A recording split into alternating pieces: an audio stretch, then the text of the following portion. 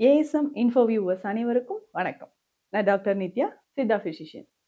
இந்த பதிவில் நம்ம எதை பற்றி பார்க்க போகிறோம் அப்படின்னா, உட்காந்தா எந்திரிக்க முடியலங்க, எந்திரிச்சா கொஞ்சம் தூரம் நடக்க முடியல, எல்லா மூட்டுக்கள்லையுமே வலி இருக்கு. இந்த மாதிரி பிரச்சனை உங்களில் நிறைய பேருக்கு இருக்கு இல்லைங்களா? அதாவது எலும்புகள் மற்றும் மூட்டுக்களில் வரக்கூடிய பிரச்சனைகள். இப்ப இந்த மூட்டுக்கல்லனா என்ன பிரச்சனை வரப்போகுது அப்படின்னு யோசிப்பீங்க. வயசானவங்களுக்கு தானே நமக்கு ஆர்த்ரைட்டிஸ் ப்ராப்ளம்லாம் வரும். இப்ப இருக்கக்கூடிய காலகட்டத்துல குழந்தைகள்ல இருந்தே பாத்தீங்கன்னா எலும்புகள் ரொம்ப பலவீனமாக தாங்க இருக்கு. சரி, இந்த மூட்டுக்கல்ல வரக்கூடிய பிரச்சனைகள்ல பெரும்பாலும் சந்திக்கக்கூடியது என்னன்னா டீஹைட்ரேஷன், அதாவது வறட்சி தன்மை. மூட்டுக்கல்ல இருக்கக்கூடிய ஃப்ளூயிட், சைனோவியல் ஃப்ளூயிட் குறைபாடு ஏற்படுறது. சைனோவியல் ஃப்ளூயிட் எதற்காக இருக்கு அப்படின்னு கேட்டீங்கன்னா, ஒவ்வொரு ஜாயின்ஸ்லுமே கரெக்டா நம்ம ஒரு ஆக்ஷன் பண்ணும்போதும் மூட்டுக்கள் தேயாம இருக்கிறதுக்கு அங்க லூப்ரிகேஷனுக்காக இருக்கக்கூடிய ஒரு திரவம், வழுவழுப்பான ஒரு திரவம் சொல்லலாம்.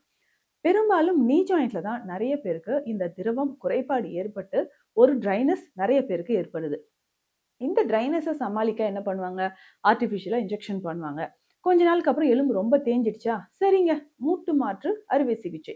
நீ ஜாயிண்ட் ரீப்ளேஸ்மெண்ட் சர்ஜரி ஈஸியா போயிடுச்சு இப்ப எல்லாருக்கும். ஆனா அது செஞ்சு முடிச்சவங்களுக்கு தாங்க தெரியும் சர்ஜரிக்கு அப்புறம் எந்த மாதிரியான அசௌகரியங்கள் எல்லாம் ஃபீல் பண்ணிட்டு இருக்காங்கன்னு கரெக்டா சொல்லுவாங்க.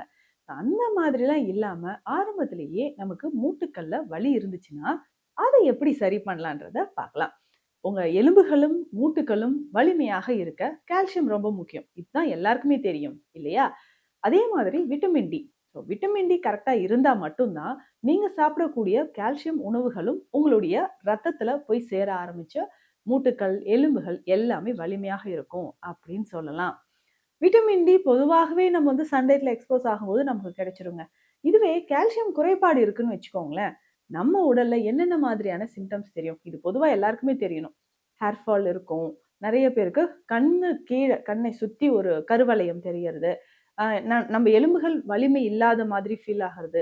அடிக்கடி மூட்டுக்கல்ல வலி, பற்கள்ல எனாமல் இல்லாம இருக்கிறது. இந்த மாதிரியான விஷயங்கள் எல்லாமே இருக்கும். நகங்கள் ஈஸியா உடையிற மாதிரி, ஸ்கின் ரொம்ப ட்ரை ஆகிறது, உள்ளங்கை உள்ளங்கால்ல வெடிப்பு ஏற்படுறது, இந்த மாதிரியான அறிகுறிகள் இருக்குங்க. அப்போ எலும்புகள் வலிமையாக கால்சியம், விட்டமின் டி, முக்கியமா கொலாஜன் நிறைந்த உணவுகளை தான் நம்ம எடுக்கணும். அப்படிப்பட்ட உணவுகள் எது எது? அந்த உணவுகளை தினந்தோறும் நம்ம எப்படி எல்லாம் பயன்படுத்தலான்றத பார்க்கலாம். பொதுவாகவே கால்சியம் நிறைந்த உணவுகள் அப்படின்னு சொன்னா கீரைகள். இதுதான் நம்பர் 1 அப்படின்னு சொல்லலாங்க.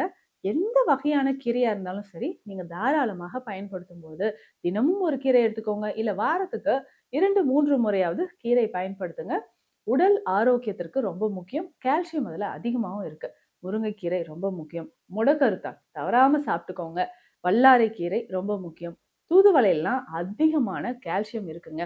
அதே மாதிரிதான் பசலைக்கீரை, செம்முள்ளிக்கீரை, இந்த மாதிரி கீரைகள். செம்முள்ளிக்கீரை எல்லாம் பாத்தீங்கன்னா நிறைய பேருக்கு இருக்கக்கூடிய யூரினரி ட்ராக்ட் இன்ஃபெக்ஷன் எல்லாமே குறைக்கக்கூடியது. ஸோ அதை தாராளமாக நம்ம எடுத்துக்கலாம். கீரை வகையில கால்சியம் அதிகமாக இருக்கு. ஸோ அதே மாதிரி தான் சில வகையான ப்ரோட்டீன்ஸும் நம்ம சேர்த்து எடுக்கும்போது கால்சியம் நமக்கு அதுலேயும் நிறைஞ்சிருக்கு.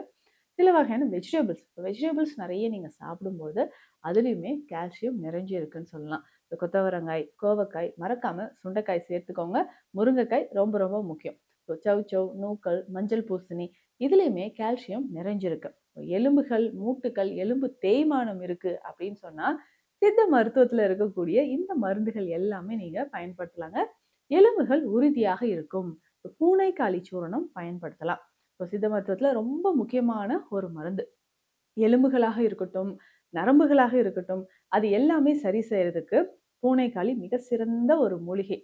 பூனைக்காளி சூர்ணமாக நீங்க பயன்படுத்தும் போது நம்ம உடல்ல அதிகமான ஆற்றல் உண்டாக ஆரம்பிக்கும். எலும்புகள் வலிமையாக இருக்கும் அப்படின்னே சொல்லலாம். இதுல முக்கியமாக தூதுவளை கற்பமும் நீங்க பயன்படுத்தலாம். தூதுவளைனாலே கபத்தை குறைக்கக்கூடிய மூலிகை அப்படின்னு நம்ம நினைப்போம். உண்மைதாங்க. ஆனா அதுல இருக்கக்கூடிய கால்சியம் உங்க எலும்புகளை வலிமையாக்கக்கூடியது. இப்போ தூதுவளை கற்பம் அப்படின்ற மருந்து வாங்கி வச்சுக்கோங்க. இந்த மருந்து பொடியாக தான் இருக்கும். தூதுவளையோட சில மூலிகைகள் சேர்த்து செய்யக்கூடிய ஒரு முக்கியமான மருந்து. காலையிலயும் சரி, இரவுலையும் சரி ஒரு 1/2 டீஸ்பூன் அளவுக்கு எடுத்து தேன்ல கலந்து சாப்பிடுங்க. இல்லைங்க எனக்கு சுகர் இருக்கு அப்படின்னு சொன்னீங்கன்னா, வெந்நீர்ல கலந்து இந்த தூதுவளை கற்பத்தை காலை, இரவு 2 வேளையும் நம்ம பயன்படுத்தலாம். இந்த மாதிரி பயன்படுத்தும் போது மூட்டுக்கல்ல ஏற்படக்கூடிய வலிகள் நமக்கு கொஞ்சம் கொஞ்சமாக குறைய ஆரம்பிக்கும். இன்னொரு முக்கியமான விஷயம் சொல்லட்டுங்களா? மூட்டுகள்ல வலி ஏற்படுதுன்னா, உடல்ல வாதம் அதிகமா இருக்கு அப்படின்னு அர்த்தம். வாதம் குறையணும்னா முதல்ல கான்ஸ்டிபேஷன், மலச்சிக்கல் தொந்தரவு இல்லாம பார்த்துக்கணுங்க. அதுதான் ரொம்ப ரொம்ப முக்கியம். ஸோ ஒரு வேளை உங்களுக்கு மலச்சிக்கல் தொந்தரவு நீண்ட காலமாக இருந்துச்சுன்னா, இந்த மாரி கீரை வகை உணவுகள எடுத்துக்கோங்க.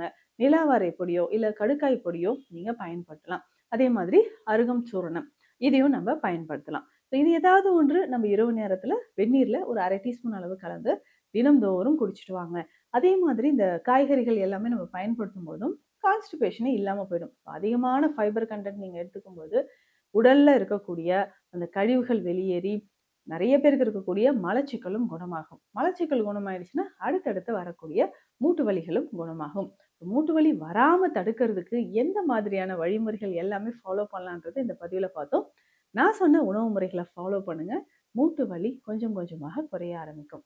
நன்றி.